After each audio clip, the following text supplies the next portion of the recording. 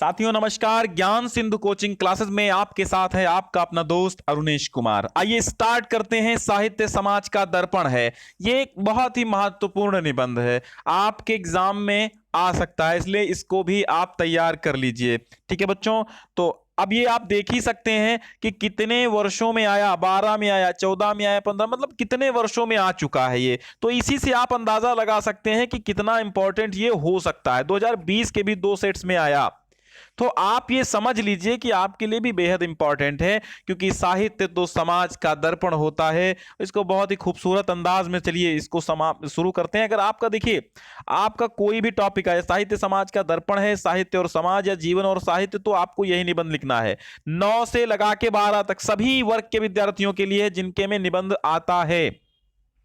साहित्य का अर्थ आप सबसे पहले समझ लीजिए, क्योंकि किसी भी चीज को लिखने से पहले उसकी प्रस्तावना लिखी जाती है, रूपरेखा बनाई जाती। तो मैं रूपरेखा आगे जो भी निबंध दूंगा मैं लिख के दे दूंगा कैसे आपको निबंध लिखने हैं। साहित्य का अर्थ क्या होता है, तो आप समझिए, निबंध जो ऐसी रचना होती है जो अपने आप अपने भावों के द्वारा लिखी जाती है। तो उससे पहले थोड़ा सा जब आप पढ़ लेंगे तो अपने भाव अपने आप प्रकट कर लेंगे।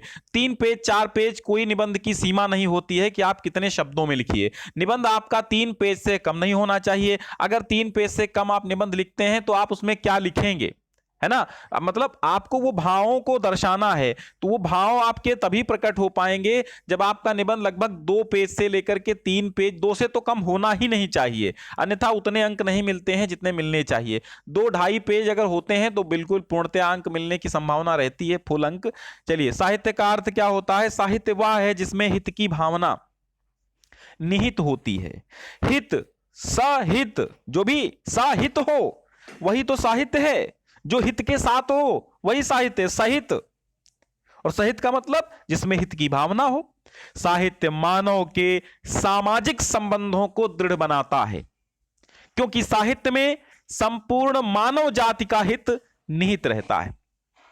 साहित्य द्वारा साहित्यकार अपने भावों को, अपने विचारों को समाज में प्रसारित करता है, फैलाता है। समाज में जो भी घटित हो रहा है उसको लेखक देखता है, और जो भी घटित होने वाला होता है उसको भी अपने विचारों के माध्यम से एक लेखक, एक साहित्यकार प्रकट करता है। तो यही है साहित्य, जो हित के साथ लिखा जाता है। वो हमारी नवीन पीढ़ी और प्राचीन पीढ़ी दोनों के हित के लिए, यानी जो पीढ़ी बीत चुकी है और जो हमारी भावी पीढ़ियां हैं उन सभी के हित के लिए, और पूरे समाज का हित जिसमें निहित होता है, उसी को कहते हैं हम साहित्य। और साहित्य द्वारा साहित्यकार अपने भाव विचारों को समाज में प्रसारित करता है, यानी कि फैलाता है। इस कारण उसमें सामाजिक जीवन एवं स्वयं मुखरित हो जाता है। मतलब सामाजिक जीवन साहित्य में मुखरित होता है, क्योंकि आप कोई भी साहित्य पढ़िए, ऐसा वो होगा ही नहीं जिसमें समाज से कुछ संबंधित ना हो। कोई भी साहित्य, साहित्य और समाज का पारस्परिक संबंध हेडिंग डालेंगे और लिखेंगे कि साहित्य और समाज का संबंध अन्योन्याश्रित है। एक सिक्के के 2 पहलू हैं, एक के बिना दूसरे का अस्तित्व नहीं है। समाज के बिना साहित्य का अस्तित्व नहीं है, और साहित्य के बिना समाज एवं भाषा का अस्तित्व नहीं है। एक सिक्के के 2 पहलू के समान हमारा साहित्य और हमारा समाज है। यानी कि जिस प्रकार सिर और धड़ होता है, यानी जिस प्रकार हमारा सिर और हमारा धड़ होता है, उसी प्रकार साहित्य और समाज है। समाज हमारा पूरा धड़ है और सिर हमारा क्या है, साहित्य है। क्योंकि साहित्य ही समाज का एक प्रकार से मस्तिष्क भी आप कह सकते हैं। साहित्य समाज का एक प्रतिबिंब है, दर्पण है, जिसमें समाज जो भी कर रहा है वो साहित्य में आपको देखने को मिलेगा, और समाज जो करने वाला है वो भी आपको साहित्य में देखने को मिलता है। इसलिए हम कह देते हैं साहित्य समाज का दर्पण है। साहित्य का सर्जन जनजीवन के धरातल पर ही होता है। समाज की शोभा, समस्त शोभा, उसकी श्री संपन्नता और मान मर्यादा साहित्य पर अवलंबित रहती है। मतलब अवलंबित का मतलब आप जानते हैं, आश्रित रहती है। सामाजिक शक्ति या सजीवता, सामाजिक अशांति, निर्जीवता, सामाजिक सभ्यता, सामाजिक असभ्यता, इन सब का निर्णायक एकमात्र साहित्य ही है। कवि एवं समाज एक दूसरे को प्रभावित करते हैं, अतः साहित्य से कोई भी भिन्न कोई वस्तु हो ही नहीं सकती। यदि समाज शरीर है तो साहित्य उसका मस्तिष्क। मैंने अभी चर्चा की कि साहित्य सिर है, समाज धड़ है, तभी एक संपूर्ण समाज का रूपी मानव बनता है। साहित्य हमारे अमूर्त, अमूर्त का मतलब आप समझते हैं, जो मूर्त रूप से हमारे सामने न हो, जिनको हम देख नहीं सकते हैं, काल्पनिक कह सकते हैं। तो साहित्य हमारे अमूर्त अस्पष्ट भावों को मूर्त रूप देता है, उनका परिष्कार करता। परिष्कार मतलब एक प्रकार से परिमार्जन करना।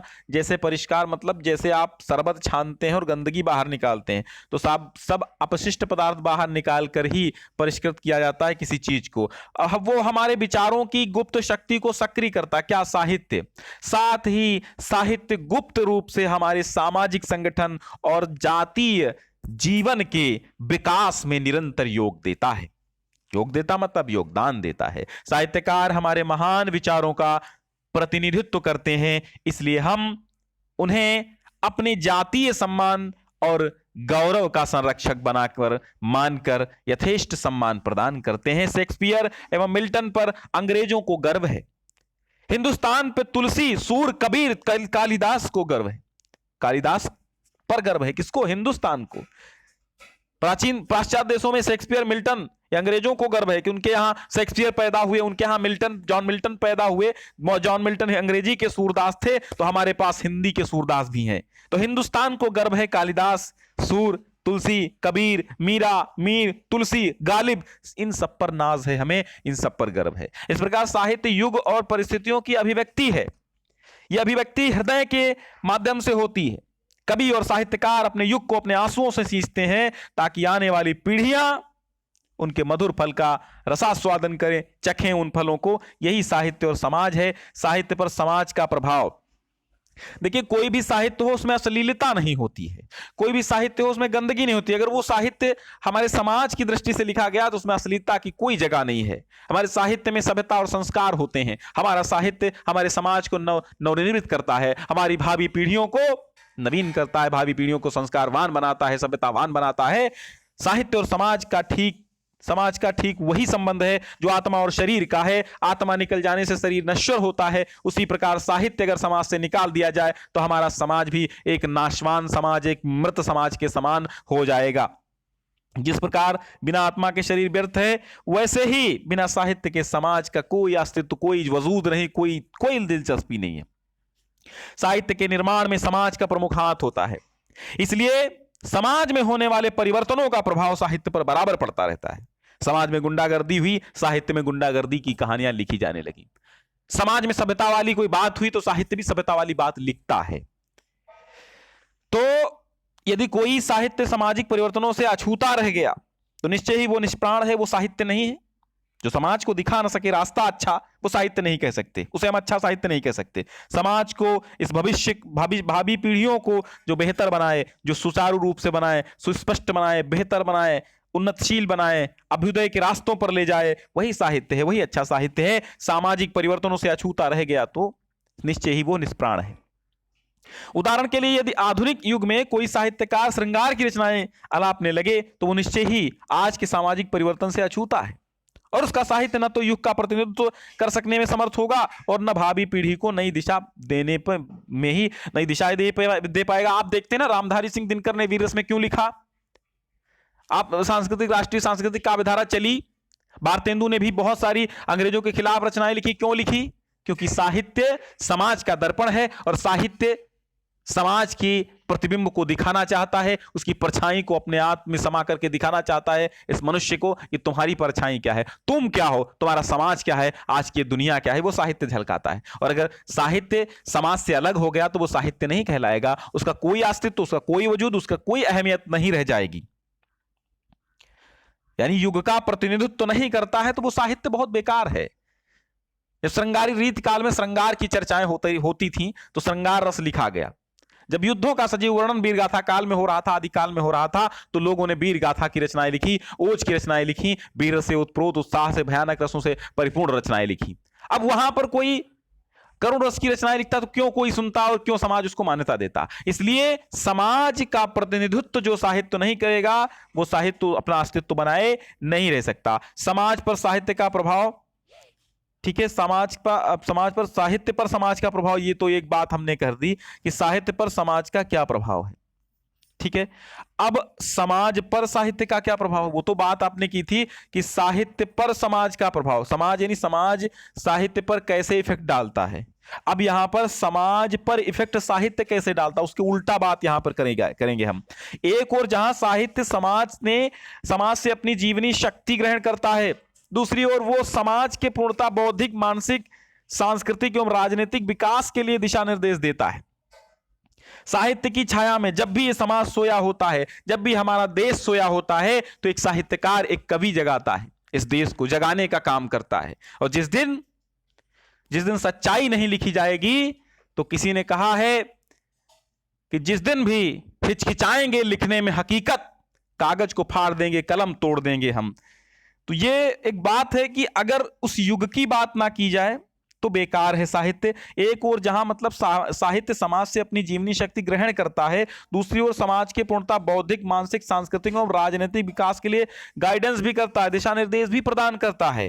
क्योंकि साहित्य की छाया में समाज अपनी क्लांति और निराशा को दूर कर नवजीवन प्राप्त करता है।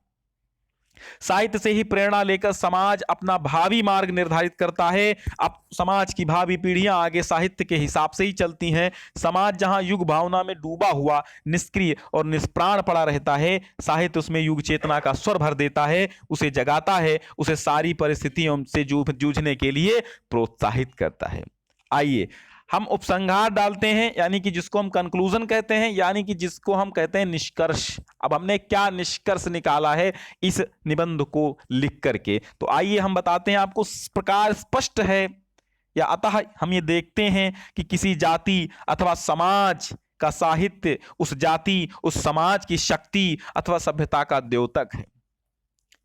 वो उसका प्रतिरूप है, उसकी प्रतिछाया है, उसका प्रतिबिंब है, उसकी परछाई है, उसका चेहरा है, वो कहला सकता है। दूसरी ओर साहित्य अपने समाज को जीवनी शक्ति प्रदान करता है, उसे आगे बढ़ने के लिए प्रेरित करता है। अतः साहित्य और समाज के पारस्परिक संबंधों का विवेचन करने के उपरांत साहित्य सर्जना में विशेष सतर्कता रखने की आवश्यकता है। अगर हम सतर्क होकर के साहित्य रचना नहीं करेंगे, साहित्य रचना करेंगे समाज को बरगलाने की अगर हम बात करेंगे, तो समाज बेकार हो जाएगा। अगर हम समाज की उन्नति की बात साहित्य में करेंगे, तो समाज उन्नतिशील होगा, अभ्युदय के मार्ग पर अग्रसर होगा। हम यही उम्मीद करते हैं कि आपको निबंध बहुत ही बेहतर समझ में आया होगा। अगर आपने अभी तक, मैं चैनल सब्सक्राइब करने की बात बिल्कुल नहीं करूंगा क्योंकि वो तो आप कर ही लिए हैं, मैं अभी तक ये बात कर रहा हूं कि आपने कहां तक पढ़ा है। एग्जाम करीब है, क्योंकि अब ये मैं आज पढ़ा रहा हूं, जनवरी हो गई, जनवरी में अब आज 22 जनवरी हो गई, 23 जनवरी आज है। नेताजी सुभाष चंद्र बोस,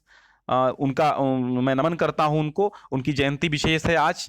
तो मैं ये कह रहा था कि ये जो आपका एग्जाम है वो करीब है, तो आप अभी देखिए 2-3 महीने में एग्जाम होना है, तो आप बहुत ही जल्दी से अपना प्लेलिस्ट से कोर्स पूरा कर लीजिए। यानी हिंदी कक्षा 10 में है तो हिंदी की प्लेलिस्ट अलग बनी हुई है, अगर कक्षा 12 में आप हैं तो साहित्य हिंदी, सामान्य हिंदी की अलग अलग प्लेलिस्ट है, निबंध की अलग प्लेलिस्ट है, सबकी अलग अलग हमने इंपॉर्टेंट प्लेलिस्ट बना रखी है ताकि आपको वीडियो ढूंढने में तकलीफ ना हो, है ना। और अगर उसमें आपको दिक्कत होती है तो आप हमें कॉल भी कर सकते हैं, मैं नंबर दे रखा हूं। ठीक है, चलिए बहुत बहुत धन्यवाद, आप सभी जुड़े हमारे साथ, इसके लिए बहुत बहुत शुक्रिया।